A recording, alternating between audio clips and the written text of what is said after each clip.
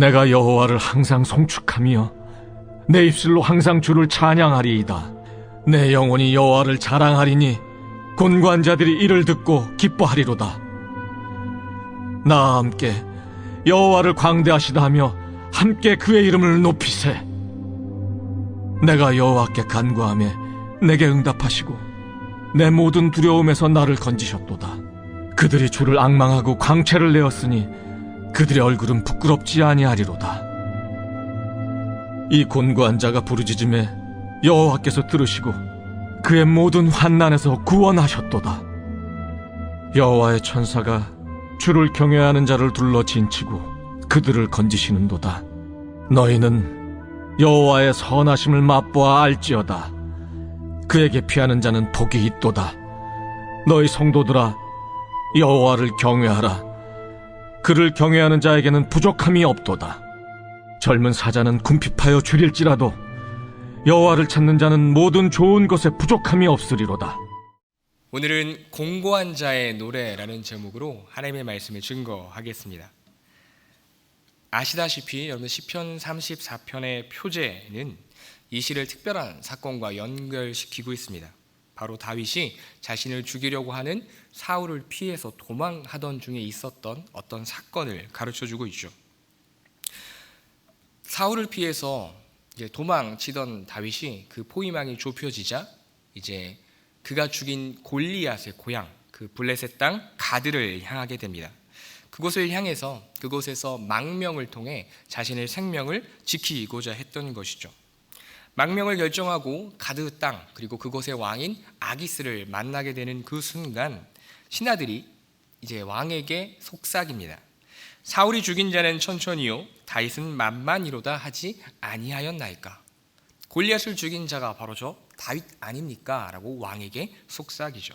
그 순간 다윗은 공포에 휩싸입니다. 그래서 오늘 이 표제처럼 미친 척을 하여 그 위기를 벗어나게 되죠. 당시 다윗의 마음은 어떠했을까요? 더 이상 갈 곳이 없는 것 같습니다. 더 이상 이제는 아무도 의지할 수 없는 상태인 것만 같습니다. 절망의 끝자락에서 그 상황과 문제 그리고 자신을 바라보던 그 다윗의 시선이 이제는 다른 곳을 향하게 됩니다. 그가 의지할 수 있는 곳이 하나님의 품밖에 없다라는 것을 다윗이 깨닫게 된 것입니다. 그의 유일한 피난처 되신 분이 바로 하나님뿐임을 이제 다윗이 알게 된 것이죠. 그래서 이제 그는 찬양할 수 있게 되었습니다. 그의 유일한 피난처 되시고 구원자 되시는 분이 하나님이심을 알게 되었기에 그가 여태까지 경험했던 것이 그 사실이었기 때문에 이제 그는 하나님을 찬양하는 것입니다. 궁핍하고 두렵고 떨리는 그곳에서 의지할 곳 하나 없는 그곳에서 울리는 찬양이 바로 오늘 본문의 내용이자 다윗의 찬양인 것이죠. 그리고 이 시는 특별한 청중등을 위한 노래이기도 합니다. 바로 다윗이 겪었던 것 같이 곤고하고 비참하고 어려운 상황 가운데 있는 자들, 그 공고한 자들을 위한 노래라는 것입니다. 신의 고백이자 노래의 내용이 무엇입니까? 바로 여호와께서 구원하신다라는 내용이죠. 4절에 보면 내가 여호와께 간구하매 내게 응답하시고 내 모든 두려움에서 나를 건지셨도다 고백합니다. 요한은 간절한 기도에 응답하셔서 모든 두려움으로부터 나를 건지시는 분이십니다 라고 그는 고백하죠. 또 5절에 여호와를 앙망하는 자, 여호와를 바라보는 자는 마치 얼굴에 빛이 나는 것처럼 다른 사람 앞에서 무시와 수치를 경험하지 않게 될 것이다. 그런 노래합니다. 그리고 6절 같이 읽겠습니다. 시작. 이 공고한 자가 부르짖음에 여호와께서 들으시고 그의 모든 환난에서 구원하셨도다. 아멘. 공고한 자가 누구입니까? 비천하고 아무것도 의지할 것 없는, 아무것도 가진 것이 없는, 아무것도 자랑할 것이 없는 자를 의미합니다. 하나님께서 돌보시고 지켜주셔야 할 이유가 아무것도 없는 그런 비참한 상태에 있는 자가 곤고한 자입니다. 그런데 누가 그의 부르짖음에 응답하신다고 말씀하고 있죠? 하나님께서 그 공고한 자의 부르짖음에 응답하신다라고 시인은 고백하고 있습니다. 7절에서는 여호와의 천사가 둘러 진친 것 같다라고 표현합니다.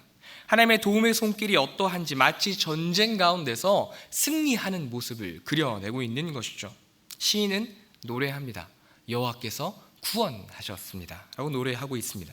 그러면서 중요한 사실을 알려줍니다. 바로 여호와의 구원하심을 경험하는 자가 누구인가에 대해서 이야기해 주죠. 7절 우리 같이 읽겠습니다. 시작. 여호와의 천사가 주를 경외하는 자를 둘러 진치고 그들을 건지시는도다. 아멘. 주를 경외하는 자가 건지심을 받는다라고 말씀하고 있죠. 9절에서도 시인은 주를 경외하는 자에게 부족함이 없다라고 고백합니다. 여호와를 경외한다는 것이 무엇입니까? 하나님을, 우리 아버지 하나님을 두려워하며 존경하는 것, 그 태도를 이야기합니다. 다른 어떤 것보다 하나님을 귀하게 여기며 무겁게 여기며 가치 있게 여기는 것, 그래서 그 첫째로 여기는 것이 무엇인가를 결정하는 것이 바로 여호와를 경외하는 것입니다. 이것은 모든 찬양과 기도의 근거가 될 수밖에 없고 삶의 태도와 모습을 결정할 수밖에 없습니다. 예배의 내용을 결정하는 것이 바로 여호와를 경외하는 것에 달려 있기 때문이죠. 그러나 너무나 감사하게도 하나님께서는 우리가 당신을 경외할 수밖에 없도록 우리를 위해 사랑을 베풀어 주셨고 은혜를 베풀어 주셨습니다. 그분의 선하심과 신실하심은 우리로 하여금 너무나 당연하게도 하나님을 경외할 수밖에 없게 한다라는 것이죠.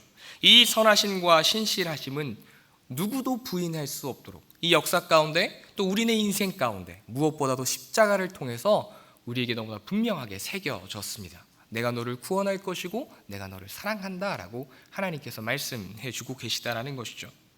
하나님께서 당신의 선하심과 신실하심을 통해서 분명하게 말씀하십니다. 내가 너를 사랑한다. 내가 너를 책임질 것이다.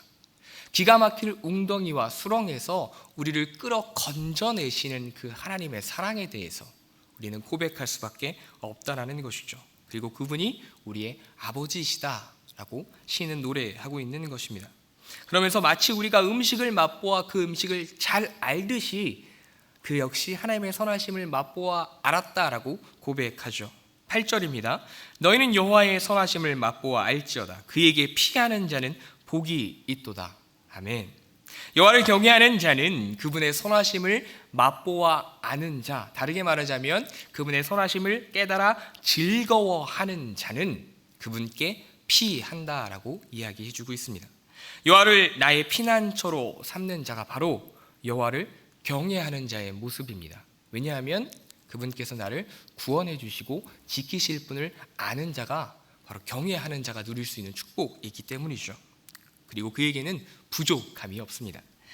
그 본문은 여호와를 경외하는 자를 또한 여호와를 찾는 자라고 표현하기도 합니다. 10절 말씀을 보면 젊은 사자는 궁핍하여 줄일지라도 여호와를 찾는 자는 모든 좋은 것에 부족함이 없으리로다.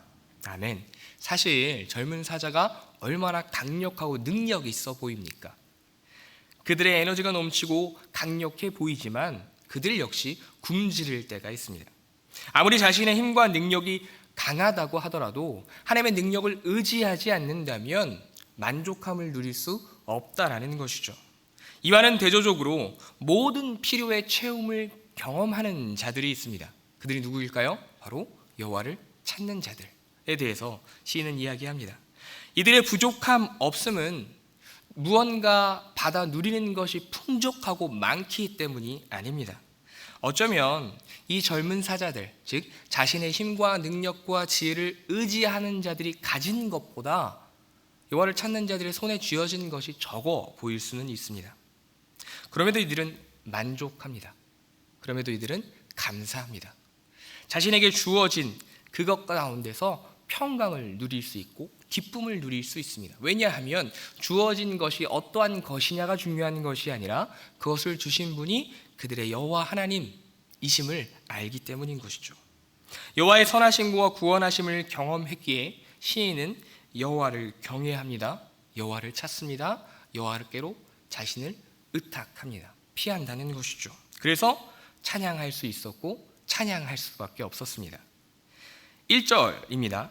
같이 읽겠습니다. 시작. 내가 여호와를 항상 송축하며 내 입술로 항상 주를 찬양하리이다. 새 번역은 1절을 이렇게 번역합니다.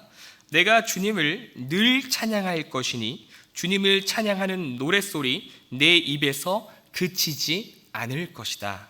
아멘. 이어서 시인은 이러한 찬양의 자리로 자신과 같이 고난 가운데 있던 공고한 자들을 초청합니다.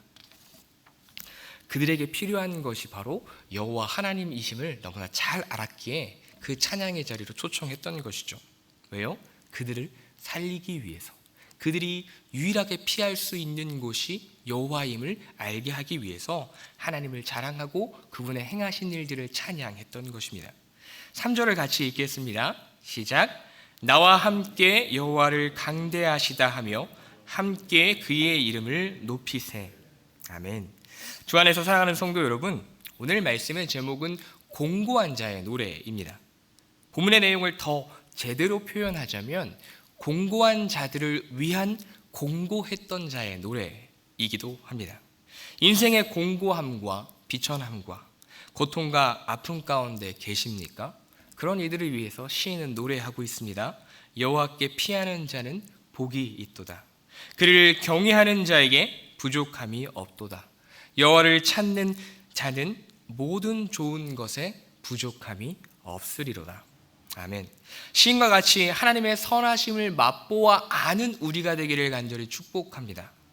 이미 베풀어 주신 그 선하심과 신실하심을 깨달아 즐거워하는 우리가 되기를 간절히 축복합니다. 그리고 이제 우리 함께 찬양합시다. 우리의 입술이 항상 계속해서 여호와를 찬양하길 원합니다. 그분이 우리 인생 가운데 베풀어 주신 그 은혜를 고백하기를 원합니다. 그래서 우리 주님의 선하심과 건지심과 그 구원하심을 자랑할 수 있기를 간절히 축복합니다. 우리의 찬양이 하나님의 영광을 드러내며 또한 우리의 찬양이 공고한 가운데 있는 자들을 살리는 도구가 될 수 있기를 간절히 축복합니다. 말씀을 생각하며 다 함께 기도하겠습니다. 오늘 하루도 하나님을 경외하며 찾게 하시고 주님의 선하심을 맛보아 알게 하여 주셔서 우리의 삶과 입술에 항상 찬양이 가득할 수 있도록, 또한 우리의 찬양이 공고한 자들을 살리는 능력이 되게 하셔서 우리의 가정과 이웃이 함께 주님의 이름을 높이게 해달라고 주님의 이름을 부르고 기도하겠습니다.